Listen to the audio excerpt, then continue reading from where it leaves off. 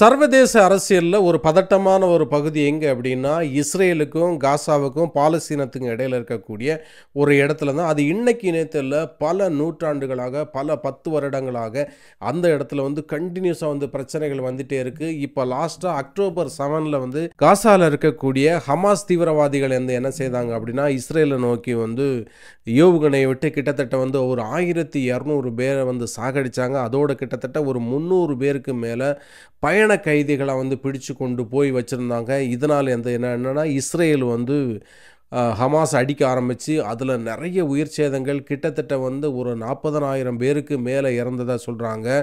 அந்த போரினுடைய தொடர்ச்சியாக போன வாரம் இப்போ என்ன ஆயிருக்கு அப்படின்னா, ஹமாஸோடைய தலைவராக இருந்த இஸ்மாயில் ஹனியையும் அதே மாதிரி லெபனானில் செயல்பட்டிருக்கக்கூடிய ஹசபல்லா அப்படிங்கிற ஒரு இயக்கத்துடைய தலைவரையும் அதே மாதிரி ஹமாஸோடைய இராணுவ தளபதியை என்ன செய்திருக்காங்கன்னா இஸ்ரேல் கொண்டிருக்காங்க. ஆனால் இஸ்ரேல் என்ன சொல்லியிருக்காங்க அப்படின்னா ஹசபல்லா தளபதியை கொன்னது நாங்கள் தான் பொறுப்பேற்றிருக்காங்க. மற்ற 2 பேரையும் கொன்னதாக அவங்க இறந்ததுக்கு அவங்க இன்னும் பொறுப்பேற்கவில்லை.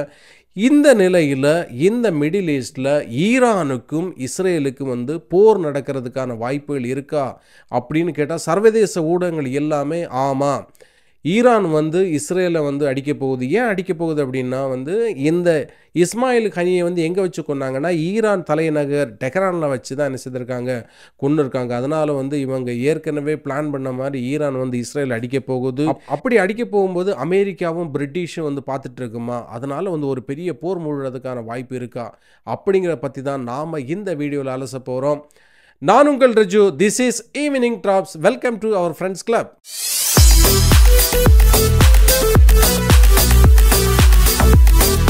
இன்னைக்கு இந்த மிடில் ஈஸ்டில் இஸ்ரேலுக்கும் பாலஸ்தீனத்துக்கும், இஸ்ரேலுக்கும் ஹமாஸுக்கும் இடையில், அதே மாதிரி லெபனானுக்கும் இடையில், ஈரானுக்கும் இடையில் இந்த பிரச்சனைகள் நடந்துட்டு இருக்கிறதுக்கு ஒரே ஒரு ஆள் தான் காரணம் அப்படின்னு சொன்னால் அவங்களால நம்ப முடியுமா?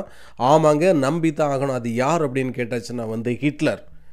ஹிட்லர் தான் 80 வருஷத்துக்கு முன்னாடி இறந்து போயிட்டார். அப்போ எப்படி இப்போ நடக்கக்கூடிய போர்களுக்கு இவர் காரணமாக இருக்கும் அப்படின்னு கேட்டாச்சுன்னா, இதுக்கு பின்னாடி ஒரு பெரிய ஒரு ஸ்டோரியே இருக்குது. அது என்ன ஸ்டோரி அப்படின்னு கேட்டாச்சுன்னா, கிட்டத்தட்ட 1948க்கு முன்னாடி வரைக்கும் யூதர்களுக்கு சொந்தமாக நாடு அப்படிங்கிற ஒரு நாடே கிடையாது. பழைய காலத்தில், அதாவது யெகோவா காலத்தில் இயேசு கிறிஸ்துவுடைய காலத்தில் தனி நாடு இருந்ததாக சொல்கிறாங்க. ஆனால் அதுக்கு பிறகு யூதர்களுக்கு அப்படின்னு தனி நாடே கிடையாது. அவங்க ஒவ்வொரு நாடுகளுக்காக போய் குடியேறுறாங்க. நம்ம இந்தியாவிலையும் இருந்தாங்க, ஒவ்வொரு நாடுகளிலே போயிருந்தாங்க. அவங்களுக்கு மற்ற எல்லா மனிதர்களை விடையும் ஒரு வித்தியாசமான ஒரு அறிவு என்னென்னா, நிறைய பார்த்திங்கன்னா நிறைய விஞ்ஞானிகள், அதே மாதிரி புதிய புதிய கண்டுபிடிப்பாளர்கள் எல்லாருமே எங்கேருந்து வராங்கன்னா, இந்த கிட்டத்தட்ட ஒரு 100க்கு 60-65% பேர் இந்த யூதர்கள் மத்தியிலேருந்து வரவங்க. அந்த அளவுக்கு அவங்களுக்கு பிரெயின், சரியான பிரெயின். அவங்க ஒவ்வொரு நாடுகளிலும் போய் அங்கே அவங்களுக்கு தெரிஞ்ச வேலைகளை செய்து புதிய விஷயங்களை செய்து அப்படி பண்ணிகிட்டு இருக்கும்போது தான் ஹிட்லர் வராரு. ஹிட்லர் என்ன செய்கிறாங்கன்னா, இந்த யூதர்களால் நம்மளுடைய சொந்த மக்கள் அடிமையாகி போகிறாங்க. அவங்களுக்கு சரியான வேலைகள் கிடைக்கிறது இல்லை. எல்லாத்தையுமே இந்த யூதன் பறிச்சுட்டு போயிடுறான். அதனால் ஒவ்வொரு யூதனையும் விரட்டி நான் சாகடிப்பேன் அப்படின்னு சொல்லிட்டு சபதம் போட்டு ஜெயிச்சு சான்சலராக ஜெயிச்சு வந்ததுக்கப்புறம் அந்த காரியத்தை பண்ணார். அது பண்ணிகிட்டு இருக்கும்போது தான் இந்த பெரிய தலைகள் உள்ள யூதர்கள்லாம் நினைக்கிறாங்க, நமக்குன்னு ஒரு சொந்த நாடு இருந்திருந்தால் நமக்கு இப்படி ஒரு கதி வந்திருக்குமா?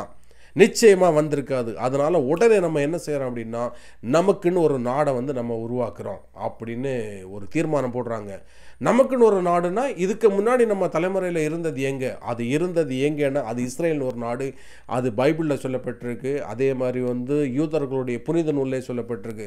சரி, அப்படின்னு அது எங்கே இருக்குது? அது பாலஸ்தீன பக்கத்தில் இருக்குது. சரி, ரெடி பண்ணுவோம் அப்படின்னு சொல்லிட்டு என்ன பண்ணுறாங்கன்னா, நாடு, புதிய நாடு, அவங்க நாடை உருவாக்குறதுக்கு முயற்சி பண்ணுறாங்க. முயற்சி பண்ணி 1948 இஸ்ரேல் அப்படிங்கிற ஒரு புதிய நாடு உருவாகுது. நினச்ச உடனே ஒரு நாடை உருவாக்கிட முடியுமா? அது என்ன ஒரு வீடா?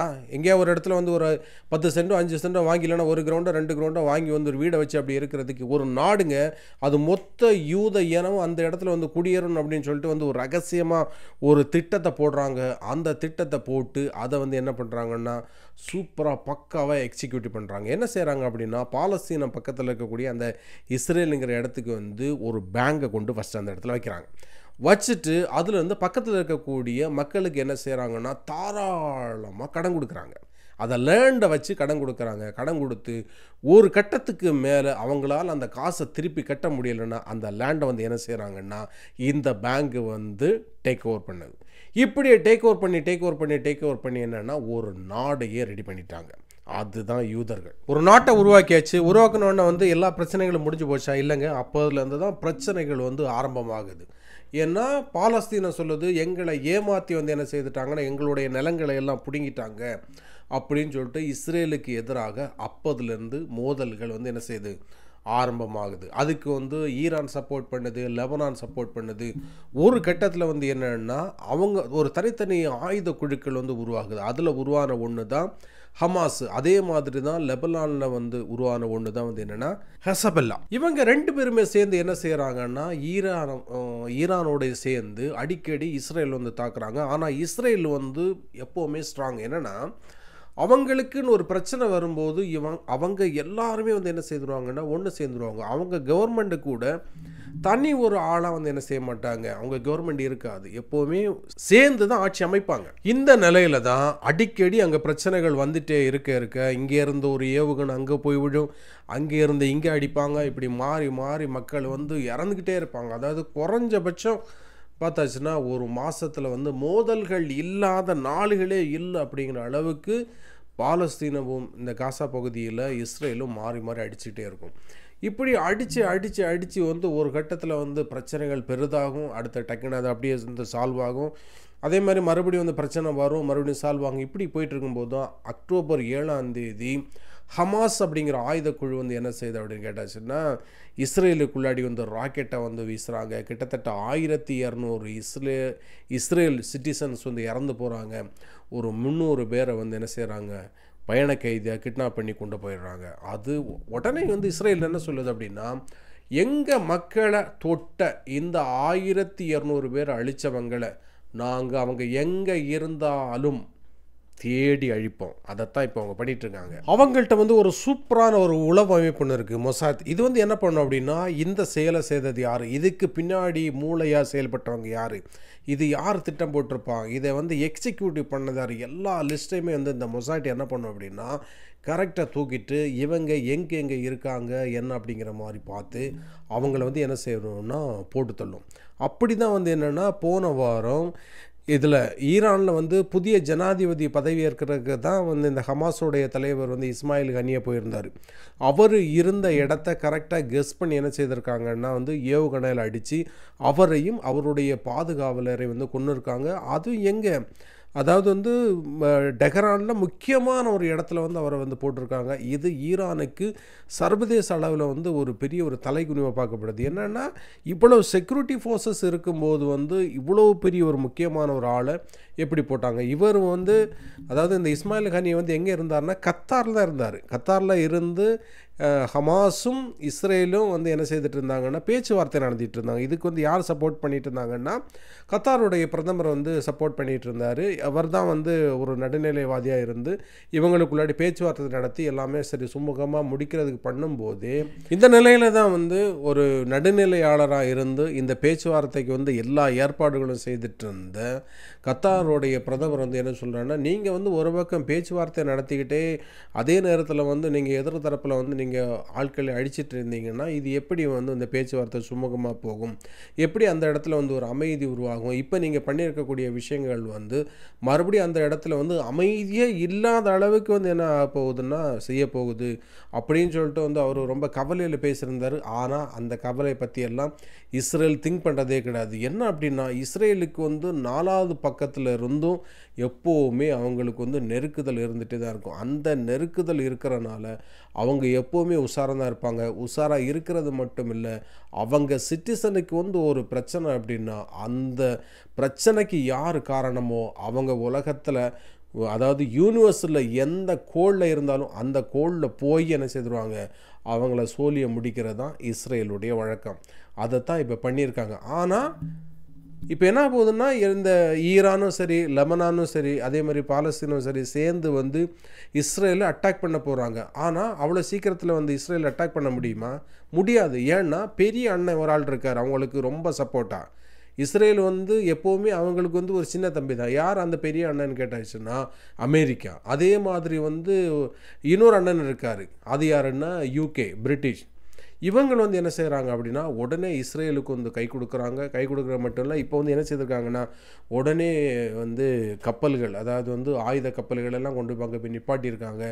ஒருவேளை அங்கே யாராவது ஒரு ஆள் லைட்டாக இஸ்ரேலை இப்படி சுரண்டனா கூட இவங்க 2 பேருமே அடிக்கிறதுக்கு ரெடி ஆகிட்டு இருக்காங்க. அதனால ஒரு போர் வர்றதுக்கான வாய்ப்பு அதிகமாகவே இருக்குது. பாலஸ்தீனத்துக்கும் இஸ்ரேலுக்கும் பிரச்சனை இருக்கும்போது எதுக்கு வந்து ஈரானும் லெபனானும் உள்ளே வரணும்? ஏன் வரணும் அப்படின்னு கேட்டாச்சுன்னா, இது எல்லாமே அவங்களுடைய சகோதரர்கள். அதாவது வந்து உலகத்தில் வந்து சகோதர பாசம் யாருக்கு ரொம்ப அதிகம் அப்படின்னா நிச்சயமாக வந்து அது இஸ்லாமிய சகோதரங்களுக்கு தான். அவங்க வந்து சகோதர பாசத்தை வந்து அவ்வளோ அதிகமாக போற்றுவாங்க. அதனால தான் அவங்களுக்கு வந்து ஒரு பலன் கூட சொல்லலாம். அப்படி இருக்கும்போது தான் இந்த மாதிரி வந்து அதாவது வெறும் பாவப்பட்ட பாலஸ்தீனத்தை வந்து அடிச்சிட்டு இருக்கும்போது ஈரானும் லெபனானும் எல்லாம் வந்து என்ன செய்கிறாங்க, ஹெல்ப் பண்ணுறாங்க. அப்படி ஒரு ஹெல்ப் பண்ணி தான் இந்த ஹெசபுல்லா அப்படிங்கிற வந்து ஒரு ஆயுத குழு இருக்குல்ல, இது யார் உருவாக்கணும் அப்படின்னா ஈரானில் இருக்கக்கூடிய அந்த ஷியா முஸ்லீம்கள். அவங்க தான் என்ன செய்கிறாங்கன்னா இந்த ஹெசபுல்லா அப்படிங்கிற ஒரு ஆயுத குழு உருவாக்கி அவங்களுக்கு வந்து நிறைய சப்போர்ட் பண்ணுறாங்க. நிறையன்னா இந்த ஆயுதம் தயாரிக்கிறதுக்கு வந்து இஸ்ரேலை வந்து எந்தெந்த இடத்துலலாம் லாக் பண்ண முடியும், அவங்கள வந்து எப்படியெல்லாம் வந்து அந்த பாலஸ்தீனத்தை அடிக்காமல் தடுக்க முடியும் அப்படிங்கிறதுக்காக வந்து இவங்க என்ன செய்கிறாங்க, ட்ரை பண்ணுறாங்க. ஆனால் ஒரு கட்டத்தில் வந்து என்ன ஆகி போச்சு அப்படின்னா இவங்களை எல்லாருமே தீவிரவாத குழுக்கள் அப்படின்னு சொல்லிட்டு, அதாவது வந்து மேற்கத்திய உலகமும் அதே மாதிரி வந்து அரபில் ஒரு சில கண்ட்ரிகளும் என்ன செய்கிறாங்கன்னா அறிவிக்கிறாங்க. பிரிட்டன் எல்லாம் அறிவிக்கிறாங்க இது வந்து தீவிரவாதம். இவங்க கூட வந்து என்ன செய்யக்கூடாது, எந்த கொடுக்கல் வாங்கல் எதுவுமே வச்சக்கூடாது. இவங்க வந்து நாட்டுக்கு, அதாவது உலக நாடுகளுக்கு எதிராக செயல்படக்கூடியவங்க அப்படின்னு சொல்லிட்டு. ஆனால் இவங்க உண்மையில் வந்து என்னென்னா அவங்க மக்களை பாதுகாக்கத்தான் வந்தாங்க. ஆனால் வந்ததில் வந்து என்னென்னா டைரெக்டாக வந்து அரசியலிருந்து, அதை ஒரு நாட்டை ஆண்டுகிட்டு இருக்கிறதுலேருந்து வராமல் இவங்க தனி ஒரு குழுவாக வந்தனால அது வந்து ஒரு தீவிரவாத குழுவாக வந்துச்சு. அதனால யாருமே இவங்களை என்ன செய்யலை, இந்த ஹமாஸையும் சரி இந்த ஹெசபலாவும் சரி யாருமே அங்கீகரிக்கல. ஆனாலும் இந்த நாடுகள் வந்து லெபனானும் சரி அதே மாதிரி ஈரானும் சரி இவங்களை ஆதரிக்குது. இவங்களுக்கு வந்து நிறைய காசு வந்து சப்போர்ட் பண்ணிகிட்ருக்கு. நீங்கள் இப்போ பார்த்தீங்கன்னா ஈரானில் வந்து இருக்கக்கூடிய நிறைய பேரை இஸ்ரேல் வந்து போட்டு தள்ளிட்டு, அங்கே இருக்கக்கூடிய அங்கே இருந்த அந்த அணு ஆயுத ஒரு இது பண்ணிகிட்டு இருந்தார் ஒரு விஞ்ஞானி, அவர் வந்து போட்டு தள்ளியாச்சு. ஏகப்பட்டவர் கிட்டத்தட்ட வந்து ஒரு 10-12 மெயினான ஆட்களை எல்லாரையுமே வந்து என்ன செய்யுதுன்னா இஸ்ரேல் வந்து தேடி தேடி அழிச்சுக்கிட்டே இருக்குது. இஸ்ரேலுக்கு எதிராகவே யாருமே என்ன செய்யலை, இஸ்ரேல் வளரவே விடலை. ஏன் காரணம் என்ன அப்படின்னா அவங்க நாடு வந்து பாதுகாப்பாக இருக்கணும், அவங்க மக்கள் வந்து பாதுகாப்பாக இருக்கணும் அப்படின்னு சொல்லிட்டு. அதே மாதிரி இப்போது இஸ்ரேலையும் இந்த மற்ற நாடுகளில் உள்ள மக்களையும் கம்பேர் பண்ணும்போது வந்து யார் டாப்பில் இருக்குது அப்படின்னு கேட்டாச்சுன்னா வந்து நிச்சயமாக இஸ்ரேல் தான் டாப்பில் இருக்குது. அதுக்கு என்ன காரணம் அப்படின்னா, அதாவது வந்து கல்வி அறிவில் யார் டாப்பாக இருக்குது அப்படின்னு கேட்டாச்சுன்னா இஸ்ரேல் தான் டாப்பாக இருக்குது. மற்ற இஸ்லாமிய நாடுகள் வந்து அவங்க ஒரு கட்டத்துக்கு மேலே, அதாவது வந்து என்ன தான் படிப்பாக இருந்தாலும் என்ன செய்ய மாட்டாங்கன்னா அவங்க ஃபாலோ பண்ணக்கூடிய ஒரு ரிலீஜியன், அந்த ரிலீஜியனுக்கு மேலே என்ன செய்ய மாட்டாங்கன்னா ஒரு கட்டத்துக்கு மேலே போக மாட்டாங்க. ஆனால் இஸ்ரேல் வந்து அப்படி கிடையாது. தேவைன்னா மதத்தை தூக்கி ஒதுக்கி வச்சுக்கிட்டு அவங்களுக்கு என்ன தேவையோ அதை தேடி கண்டடையக்கூடிய அறிவு அவங்கள்ட்ட இருக்கிறனால இந்த பாவப்பட்ட இஸ்லாமிய மக்கள்லாம் அடி வாங்கிட்டே இருக்கிறாங்க. ஆனால் இங்கேயும் வந்து அவங்க ரொம்ப அதுக்காக ரொம்ப கீழ்மட்டத்தில் இருக்காங்கன்னு அர்த்தம் கிடையாது. அவங்களும் இருக்க வேண்டிய இடத்துல இருக்காங்க. ஆனால் இவங்க 2 பேரையும் வந்து கம்பேர் பண்ணி பார்க்கும்போது வந்து யார் டாப்பில் இருக்காங்கன்னா இஸ்ரேல் தான் டாப்பில் இருக்காங்க. ஏன்னா அவங்களுடைய ஒரு எஜுகேஷன், அதே மாதிரி அவங்களுடைய ஒரு இன்டெலிஜென்ட் ஆன ஒரு செயல்பாடுகள், அதே மாதிரி அவங்களுக்கு வந்து சப்போர்ட்டு கிறிஸ்டின் அப்படின்னு வரும்போது வந்து அவங்களுக்கு அமெரிக்கா சப்போர்ட்டு, யூகே சப்போர்ட்லாம் பண்ணுது. ஆனால் இங்கே நீங்கள் பார்த்தீங்க அப்படின்னா ஈரானையும் சரி அதே மாதிரி வந்து லெபனானையும் சரி பாலஸ்தீனையும் சரி எல்லா இஸ்லாமிய நாடுகளையும் என்ன செய்கிறதில்ல, ஆதரிக்கிறது இல்லை. கொஞ்சம் பேர் வந்து அமெரிக்காவை கூட போயிடுறாங்க, கொஞ்சம் பேர் வந்து யூகே கூட போயிடுறாங்க, கொஞ்சம் பேர் தான், ஒரு சில பேர் என்ன செய்கிறாங்கன்னா அடிக்காதீங்கன்னு சொல்லி அப்படின்னு சொல்லி ஒரு அறிக்கைகளை விட்டு என்ன செய்கிறாங்க, ஒதுங்கிடுறாங்க. ஆனால் இப்போதைக்கு இந்த மிடில் ஈஸ்டில் பிரச்சனைகள் தீருமா அப்படின்னு கேட்டால் எத்தனை தலைமுறைகள் ஆகுதோ தெரியாது, தீர்றதுக்கான வாய்ப்புகள் இல்லை. இல்லைன்னா யாராவது ஒரு ஆள் சரி இந்த பகுதி உன்னுடைய காசை வந்து வரக்குள்ளதான் நீ எடுத்துகிட்டு போ அப்படின்னு சொல்லிட்டு விட்டால் அங்கே பிரச்சனை தீரும்.